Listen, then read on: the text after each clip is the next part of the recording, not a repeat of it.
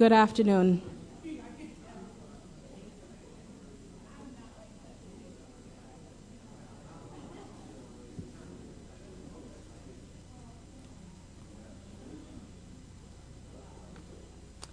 Ladies and gentlemen, welcome to our afternoon session. I trust you all had a very good lunch. If you could, just let me see how good it was so that the people know, so that they know what they missed. Was it good? Was it hot? Was it chicken? This is a very special time in today's schedule of events. This is perhaps the one in which I have been the most self-indulgent. When I was a freshman at Fisk University a long time ago, I had a history paper to write, and I ventured into the Special Collections Library at the John Hope and Aurelia Franklin Library at Fisk University. And that's because that's where all the good books are. And I was doing a masterpiece on W.E.B. Du Bois and Marcus Garvey. And I needed some good books. Not just books. I needed good books. And so I said as much to the Special Collections librarian, who was very sweet, and said, well, we sure do. And if you would fill out the call slip, I will be sure to get them for you. Beth House was sweet, but she was not a pushover. In the many years since our very first meeting, we became friends. Our friendship was especially essential to me when I was writing my dissertation, masterpiece, in Special Collections. At the very least, I sat in Special Collections and talked all day. But, you know, that's graduate school work for you. And when I wanted to give up, Beth, who I'd then begun to call Aunt Beth, would lift me up. And she would say, oh, Crystal, you can do this. I just know you can. It was the encouragement that I so desperately needed. She never asked, when will the dissertation be finished, or the PhD, or even a chapter. She just supported me unconditionally. This is her HBCU story. To more than a generation of Fiskites, she was the keeper of the Fisk flame. She was an inspiration, a cheerleader, a believer, a sometimes taskmaster, and always, always, always a friend. Coming forth to carry me home. I looked over Jordan, and what did I see? When Beth Madison House died in September 2012, after a 4-decade-long career in Fisk University's John Hope and Aurelia Franklin Library, a career that had helped countless researchers chronicle the Black past, it seemed to many like the end of the Fisk Camelot.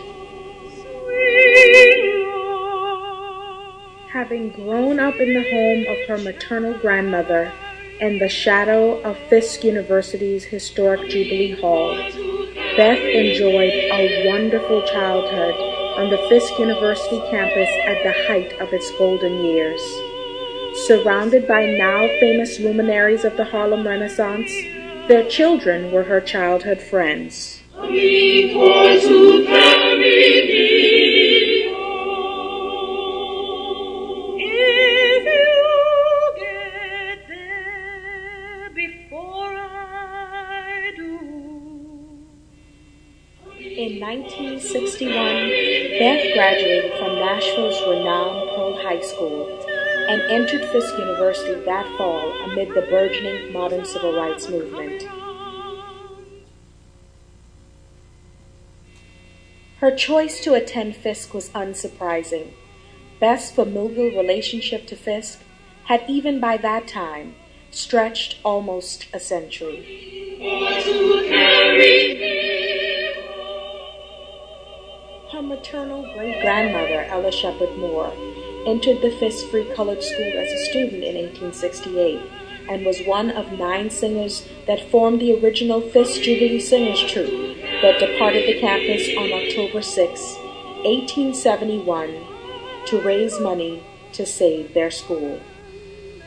Even as a teenager, Beth dutifully represented her family every year at Jubilee Day, a tradition that she continued throughout her life. As a 4th-generation Fiskite, she excelled at Fisk, graduating with her bachelor's degree in 1965 before later attending Peabody College.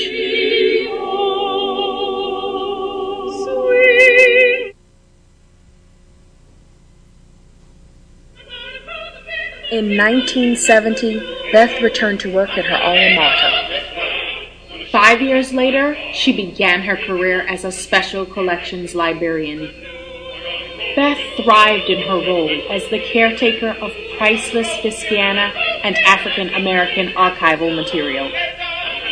She was never too busy to help researchers, whether student, novice, or expert, reach their highest heights.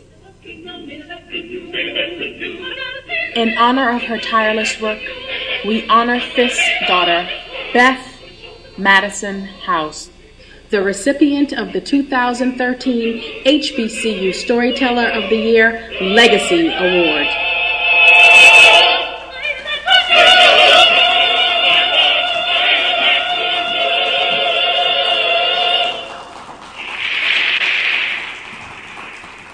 Ladies and gentlemen, if you can welcome for me the family of the late Beth Madison House to receive the Storyteller of the Year Legacy Award in her honor.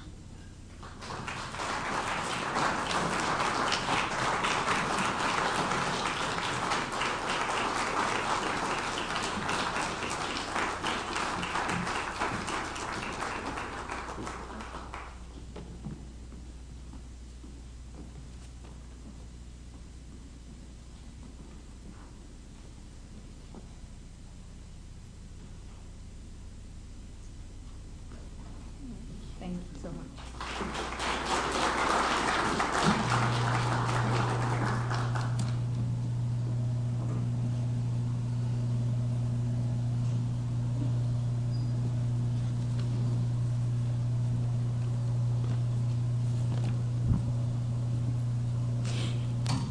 Each year, the Storyteller of the Year Award will be given to members of our community, both present and past, in the spirit of Patricia Stevens Dew, who again notably said, "Stories live forever, storytellers don't." This year's Storyteller of the Year Legend Award is given to Michael J. Sorrell, who is the 34th president of Paul Quinn College and the reigning HBCU Male President of the Year.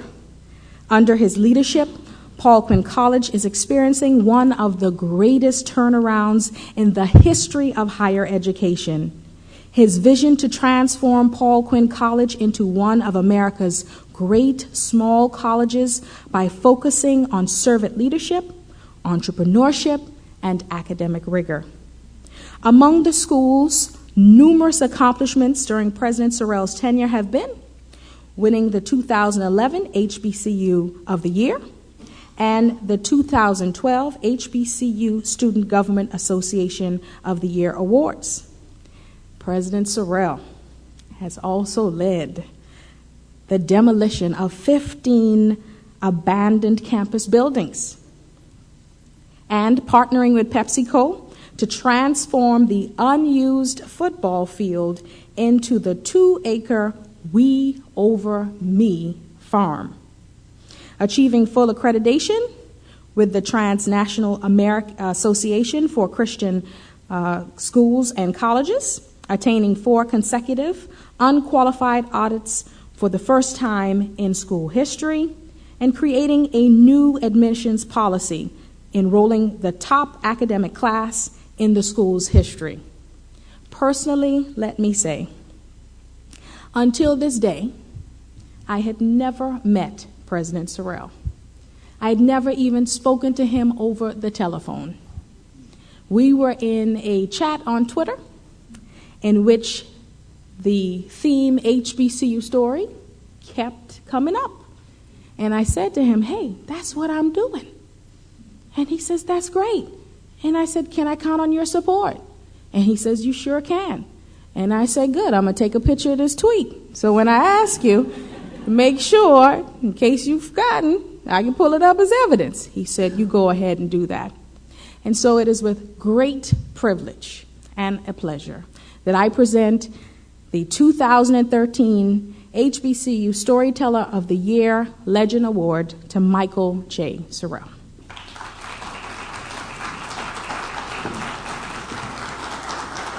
You tell me I was getting a gift.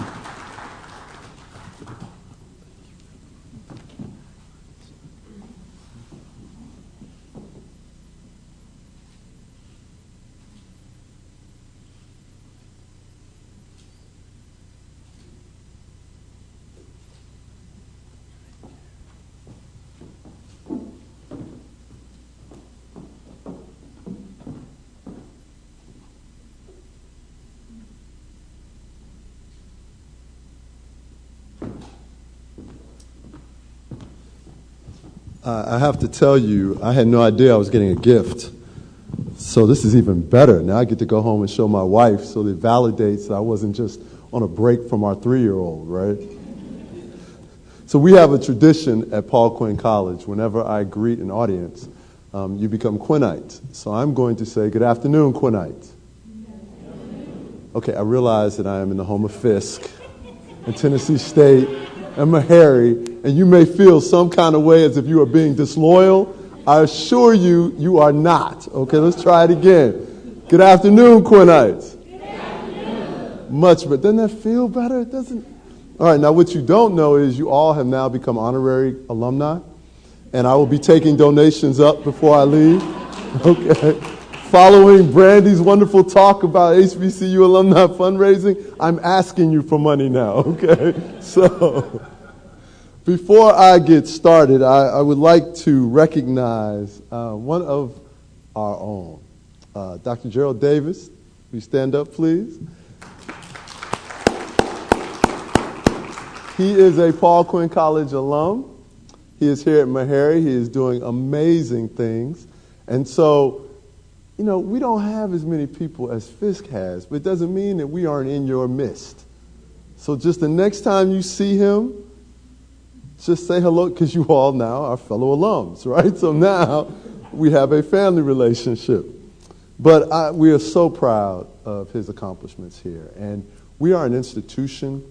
I am a president that believes in being a cheerleader for my folks, right? I mean, I am so humbled about being a HBCU president, right? I mean, it is such a special gift. And I view it as my responsibility to be an advocate for our stories. So I am proud to do so. So any of you who give me your card, fair warning, you will now become part of my email list. And when we do things, you will become members of the Quinnite Nation, and you clap now, but you will feel stalked momentarily, okay? But you will hear our story, and you will learn of our story. And with that, I want to recognize what Crystal has done. You know, it is difficult to do things that people have never seen done before, because we tend to believe that innovation should look a certain way, and change makes us uncomfortable. So we don't embrace these things. And, you know, let's be honest. You know, black people can be hard. Now, I know we might be a little uncomfortable because we're in mixed company, but I promise you they know it. Okay? All right? Everyone knows that we can be hard. We are hard on our own. And I think she deserves a tremendous applause for this amazing result.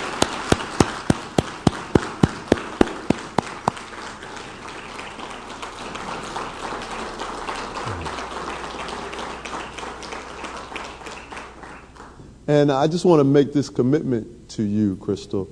You will always have the full support of the Quinnite Nation. Whatever you are doing, the reason that we were so quick to embrace it is because all we ever ask is that people just be unselfish, right? Love something greater than themselves. If you are trying to do something that benefits our community, we are proud to stand with you shoulder to shoulder. So whatever we can do, if you ever want to move it out of Nashville, you have a home in Dallas. Now, of course, I didn't expect any applause from the hometown team, right? But my Texas brother over here understands, okay? So my point is, appreciate the genius in your midst, because you may not always have that genius, and you will miss it when it's gone. So celebrate it while you have it. I also want to thank those of you who have volunteered, and even those of you who thought you were getting paid, you really just volunteered to help her put on this program. It is a labor of love, and I can tell you she appreciates it. I can tell you that we all appreciate it. So thank you very much for doing that. Now, very few of you have ever heard me speak. So I'm going to give you a bit of a warning ahead of time. If you are accustomed to college presidents giving a very stiff and staid academician's speech, I am not that guy, and this is not that speech. So some of you, it may offend. That's okay. I can live with that. But charge it to my heart and not my head. I have been very well educated. I know better. I know how to use correct grammar, and I know not to be antagonistic. I just choose to tell the truth as I see it. And I think that's important because we need these dialogues. So, with that being said, I want you to understand something. I don't view myself as an educator. I view myself as an activist whose battleground is education. All right? I think that we should use everything at our institution's disposals to effect the greatest amount of change for the people who need us. I make no apologies for that. I think if all you do is teach and it stays in the classroom, you have taught nothing. I think it is important that we inspire, that we empower, and we educate our students so that they see themselves in a much broader spectrum. I believe in that. I also don't believe in being the president of Paul Quinn College looking for my next job. So that doesn't dictate how I act. It doesn't dictate the decisions I make. It doesn't dictate what I say. I love what I do. I believe that it is my calling. And I think if more people in higher education love the jobs they had today, instead of looking for the ones next, we might be in a bit of a different situation. Because if you had that approach, you would make the difficult decisions. You would say the things that needed to be said without fear that it may upset someone. When did we ever get anywhere worrying about who we upset? Because I have news for you. If you think that this library was integrated because people were afraid of who they upset, you'd still be sitting outside. If you think any significant improvement that was made ever in the history of this country, and I would dare say this world, was made by people who were afraid to alienate anyone, then you are sadly mistaken. This notion of comfort is a false notion. We have a responsibility to be advocates for the people who need us. That is what we are here to do. So I love what we do, and I'm proud of what we do, and I am proud to be the president of Paul Quinn College, and I'm thrilled to be here today. Now that we've gotten that out of the way, let's get down to business. I am going to, since I am in Nashville, and it is the home of country music, and because my all-time favorite rap group just was inducted into the Rock and Roll Hall of Fame, Public Enemy. I'm going to give this speech today using titles from some of my favorite songs. Okay? So, the name of the speech is Get Up, Stand Up. Now, for those of you who didn't get that, that was Bob Marley, the reggae icon, who encouraged people to raise their voices, to be advocates for the causes that they were passionate about. So we are here today because we are passionate about HBCUs, right? Oh, good Lord. Do y'all go to church? Do you know call and respond? Okay. Let's try this again. We are here today. Let me help some of you out, right? Because maybe this is the problem. You know, HBCU stands for Historically Black Colleges and Universities. So you're at this conference because you're passionate about HBCUs. So let's try this again. We are here today because we are passionate about HBCUs, right? Yes. Thank you. Finally, all right? Right now, somewhere your pastor is praising you, okay? So, since that is what we are doing, let's talk about HBCUs and the path forward. So the first thing we're going to talk about is inspired by the Public Enemy song, 911 is a Joke. Okay? Far too often at HBCUs, we respond to things as a fire drill. Everything's a crisis. We crisis fundraise. We crisis facility maintenance. We do crisis in every way. And we tell ourselves the reason we do this is because we don't have the resources. Right? And you know what? We don't have enough resources. Okay? But we have to do more, and we have to do better. And let me be clear. All of us do. I take Paul Quinn College to task in this just as much as I take anyone else. Because I don't think you give yourself a free pass. All right? But here's the reality of it.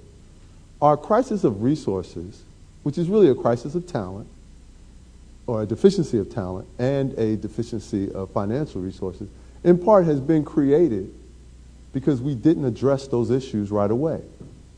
Now, I loved the folks, well, not all of them, but most of the people that were at Paul Quinn when I got there. But it was time for a different season. Didn't mean that they weren't wonderful during their season, but there will come a day when my voice won't be the right voice to be the president of Paul Quinn. My season will have passed. Now, hopefully that season's not passing anytime soon, okay? But my point is, I have to be realistic about that. This job is not my property right. It's not my birthright. I am here as long as I can be supremely effective for my constituency. Now, when I lose that step, I pray that I recognize it before anyone else does. Okay? And that I have the courage to say I have done what I can do. It would be selfish of me to stay any longer. The marginal utility of my services have begun to diminish, and it is time for me to go do something else. But we don't do that. We hold on until someone has to push us out of the way. And that's unfortunate because you know what? Our students and their families deserve more than that. It can't be your retirement plan. It can't be. So we had to make some changes. So 95% of the staff at Paul Quinn College is new in the last 6 years. Okay? Again, we celebrated the contributions, but my students needed different voices. Then we went out and started getting talented people. Right? And you know, look, it's kind of easy to tell what talent is. Right? If you've been successful at the other things you've done, you're talented. Okay? I mean, just because your backup plan was being a professor at my small college doesn't mean that you're talented. And everybody wants a shot to be a professor. Let's just talk about that for a second. This isn't part of my notes, but everyone can't be a professor. Okay? Yeah. Clearly, we got some professors in the house. Right? Okay? It can't be your dream to come up to me at church and say, you know, I always wanted to be a professor. Well, keep hope alive, brother. Okay? But we have to get past that. We can't hire just to make do.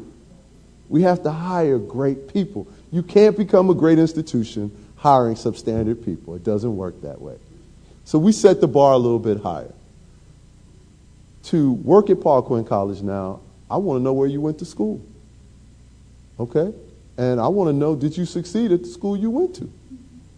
And let's put this notion to bed right now. All schools aren't created equal. Okay, they aren't. Now, there may be opportunities for you, but it just might not be at Paul Quinn College. Right? Just like I'm not going to be the president of Harvard. Right? They want something a little bit different. I respect that. I might not be a great president of Harvard because I wouldn't know what to do with all that money. Okay? Frankly, I'd sit around like, what? We have everything we could ever want? What do you do in this situation? The point is, be open to what your role is. Okay? And as a black college community, don't be afraid to speak up and demand for more talent. Now, by the flip side, you can't get $1 million person for 45 cents. So going back to my good friend Brandy's presentation, give. Because otherwise, we're going to be stuck in this emergency mentality. And 911 is absolutely a joke. Next up, another Public Enemy classic, Bring the Noise. There is an old African proverb which says, until the tiger tells its tale, the story of the hunt will always favor the hunter. Now, some of you are probably sitting there saying, I thought it was the lion, right? Well, our mascot is a tiger, so when you give a speech, you use your mascot, okay? But for us, we're going with the tiger, okay? And what that means is we have to tell our own stories. Bring the noise means bring your own stories to the table. Now, we are so fortunate. Now we no longer have to rely on traditional forms of media to get our stories out. We can tell our own stories using social media. And it's important that you tell your story and you use your voice, because let me tell you how things could be framed differently. If Paul Quinn College had to depend on traditional sources to tell our story, all you would know is that we lost our accreditation, which, by the way, we never did, okay? That we are down to 200 students. Well, you wouldn't know that's because we kicked out half the student body, okay?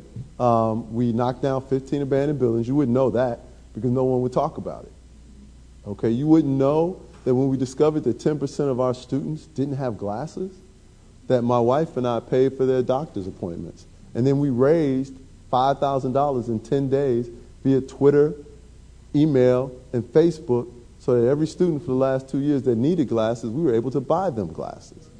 Okay? If it weren't for social media, you wouldn't know that we took on the pork industry when we cut pork from our campus dining hall. Right now, truthfully, I didn't even know there was a pork board. Okay, I know now because they hate me. Okay? Tried to get me on Fox News.